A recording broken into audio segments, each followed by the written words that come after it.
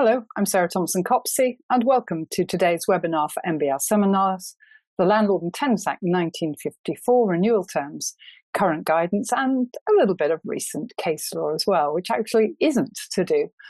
with renewal terms.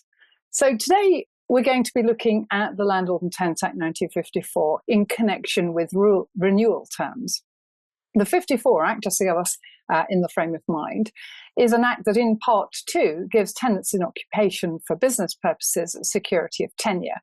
which means that when their leases come to an end, they continue over on a statutory continuation basis. So basically, the expiry date is pushed back, but everything else within the lease continues to roll. And that continuation tenancy continues unless and until it's brought to an end.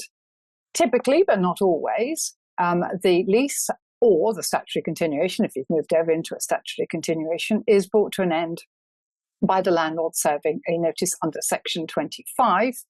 And under that notice, giving between 6 and 12 months ahead, at which date the tenancy will expire unless the tenant applies to the court to renew its tenancy. In that Section 25 notice, the landlord can oppose renewal on one of the statutory grounds, 7 statutory grounds, or it can not object to any application by the tenant to renew, and the landlord will set out what it proposes in the way of the new lease, in particular the property, the rent, and generally the other terms of the new lease.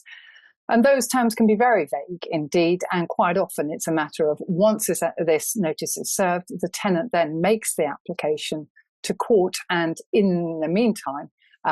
before the hearing date, and indeed often after a first hearing date, the landlord and tenant then negotiate the terms of the new tenancy.